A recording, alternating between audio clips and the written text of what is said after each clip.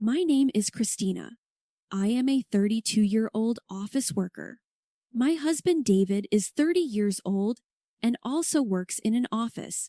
We got married 2 years ago. David seems a little unreliable, but he is a very kind and independent person who can handle household chores without problems.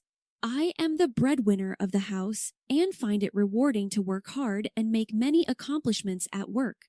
My workplace is located in the city, and my work is performance-based pay. There's a chance of relocation, and I've never heard of anyone taking maternity or paternity leave. Since it is customary for female employees to leave the company when they get married or have children, I had no intention of getting married in the first place because I preferred working in the office than doing housework. Therefore, when David proposed to me to marry him, I told him I love my job, and even though I'm still the section chief now, I still want to move up. I just can't picture myself getting married, starting a family, having children, and rejected his proposal once. However, David said and promised me that we will share the household chores and will not have any children. Since he said and made that promise, I gave in and decided to marry my husband. We both work, and although we don't always share the household chores as promised, I think we're doing well together. My in-laws tell me to prioritize family over work and ask me when I'm going to get pregnant and have children. But David defends me so I don't have to worry about it. Life with my husband is comfortable for me, and I have come to think that married life is not that bad. But one day, I received a call from my immediate supervisor, the general manager, and was ordered to be transferred to a branch office. What do you think about it? The place of work is a local branch office, but I will make sure to have you transferred back to the head office after 2 years. But the new location you will be assigned to the same position as you are now as a section chief, and if you keep up your great performance, you will be promised of a promotion when you return. If everything goes well, you will be the first female general manager in our company. I don't think this is a bad offer for you. In fact, I am not over-exaggerating, but it is to be said that these kinds of transfers decide my future at this company, whether I will move up and get promotions or not. All of the department heads and those who have been promoted for higher positions have experienced transfers, and if anyone refuses, they end up and stay as section chiefs or can even be demoted or be relocated to a boring branch. If this offer was made before I was married, I would have jumped at the chance without hesitation. However, since I am a married woman, I can't make this decision on my own at this once. Thank you for the offer. I personally would like to consider it positively. However, since I would like to discuss this transfer with my husband, may I come back to you after the discussion? Oh, that is right. You are married. You can choose whether you want to be transferred alone or with your family. So go ahead and talk it over. I will be expecting a positive answer. When I returned home from work, I told about the transfer to my husband. I am being offered for a transfer, and it seems like I might be going to the rural area. My supervisor promised me that if I worked hard for the upcoming 2 years with good results, I could come back here and get a promotion. David, if you're okay with this, I was thinking of accepting this offer. If I accepted this offer, the company is offering that I alone can go, or we can go together as a family. But what do you want to do? My husband looked surprised, but after thinking about it for a moment, he answered, if you accept this offer, all of your dreams will come true, right?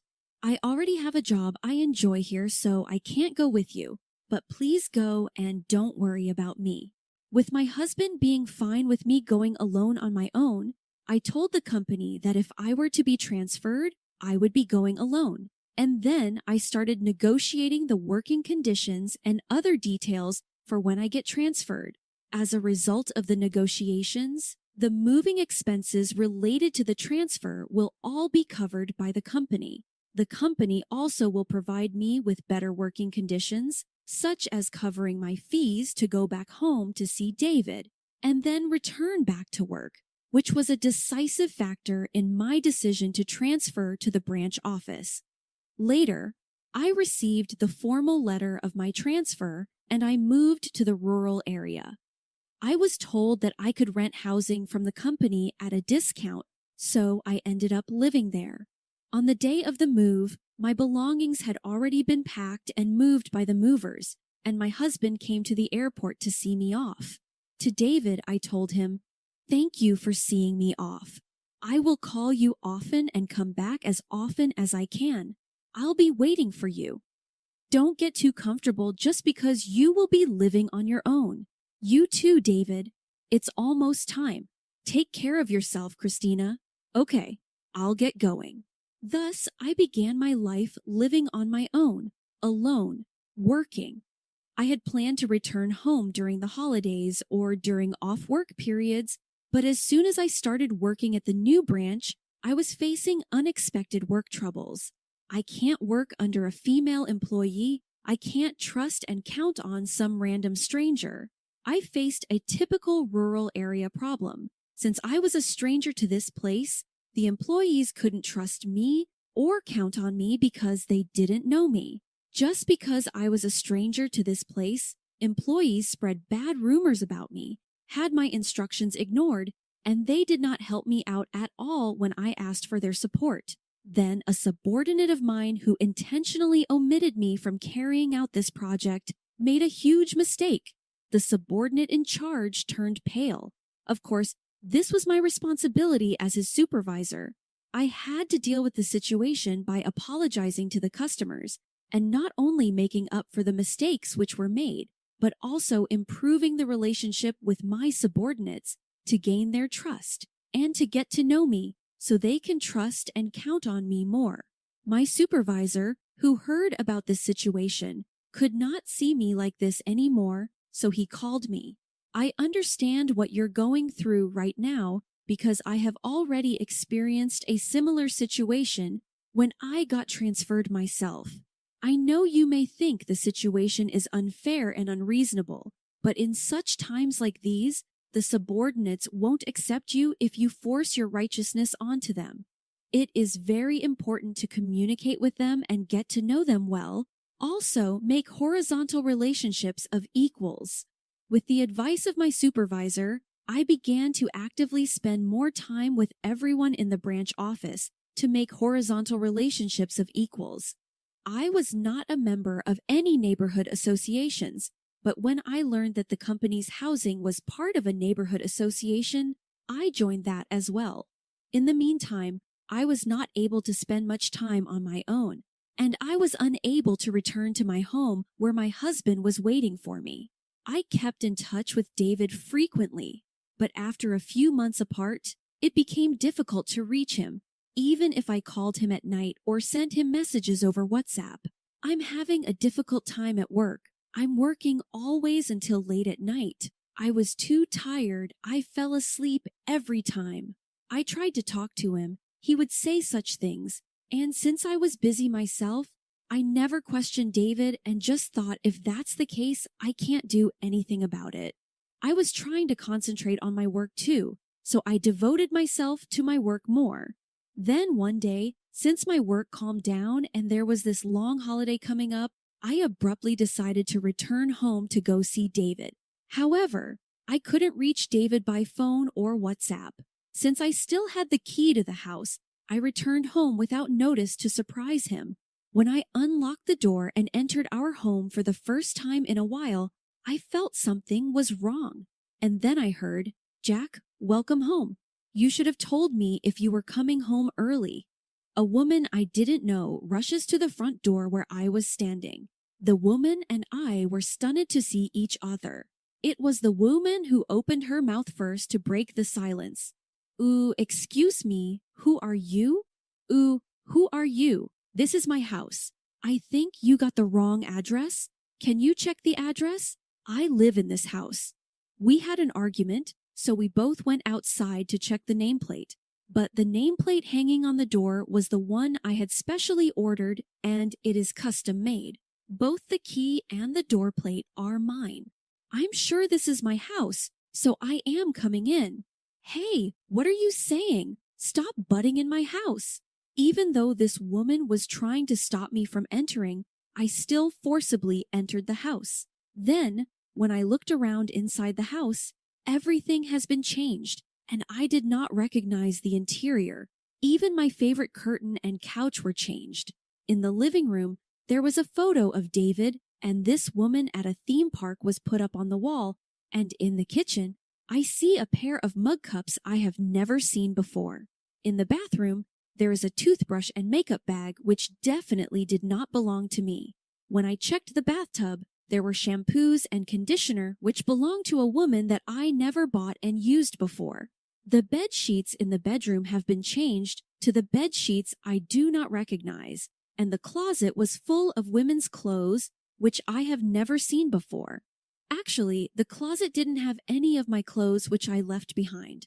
All of my belongings were put away in a small storage room, which indicate that my husband was cheating on me and was having an affair behind my back in our very own house. As I was in shock, I heard the front door open. Music, hoodie, I am home, I see shoes I don't recognize. Lindsay, did you invite your friend over? I'm glad you're back home early. Some random stranger just barged into our home and won't go home. When I saw the man who the woman was calling Chuck was my husband David. When David noticed me, he said, "What are you doing here?" Surprisingly, David, when did he change your name to Chuck? Can you explain to me what the hell this is all about? I asked my husband. What are you talking about? This is Chuck, right, Jack? Well, you see, David seems to not know what to say when the woman questioned him. Lindsay, his real name is David. It is written on his driver's license, and I am his wife. I'm Christina. You're lying because David told me he was divorced. David, please explain to Lindsay and I everything so that we can comprehend the situation. Okay, since you never returned from your new workplace to see me, Christina, I was getting very lonely. Since I was so lonely, I signed up for a social networking app where I met Lindsay. I see. Then the name Chuck is your screen name on the social networking app. Well, that's not true. I thought it would be bad if I was discovered on this social networking app by my coworker, so I kept my last name but used a false first name to meet up with her. And then, why did you lie about being divorced? It was a profile she wrote. I went to all girls from junior high school to college. I've never been with anyone. I am looking for a serious relationship, hoping to marry soon. When I read her profile, I was touched by that. So, to be with Lindsay, I told her that I was a divorcee, hinted that I was only looking for a serious relationship, and started living together with her. What? Why would you do such a thing? Then, my husband reopened his mouth and began to justify his behavior. It's your fault for always working and never returning to our home to come and see me, Christina. It's a man's nature to want a woman, so what can I do? At the beginning of our marriage, since we both worked overtime or sometimes had to go and work even on the weekends, we've never spent enough time with each other. And now we are living separately for work, and now I don't see the point of being married to you anymore. Actually, all I ever wanted was to be relaxed at a warm house where my wife will warmly welcome me home when I return from work by preparing me a bath and meal. This was a bolt from the blue for me because I had always thought of David as a husband who understood me in my work. But that does not justify you cheating on me and having an affair behind my back. What you have done is such a horrible thing. If you wanted to be in a relationship with other different women, why didn't you divorce me first and do it in the right way? Because I love you both, and I couldn't think of breaking up with both of you. Wouldn't you have thought that if I were to return, you could not hide any of this from me? I can't believe it that you tried to hide this from me. What? It's your fault for breaking your promises and never returning home. If you had just kept your promise and returned home, I wouldn't even think about cheating on you in the first place. What are you saying? I already explained to you that I was having trouble and hard times at work, and there was nothing I could do about it. While David and I continued to argue, Lindsay just turned pale and stood there. Lindsay seemed to understand the situation that she has been tricked by David, who is a married man who had no intention of being in a serious relationship with her. It was all a lie, wasn't it? You made such a fool of me. I'm leaving this house. Lindsay, no, wait! David tried to stop Lindsay from packing up her belongings and leaving the house, but she shook him off. Don't you ever touch me again with those disgusting hands. I don't believe anything you say anymore.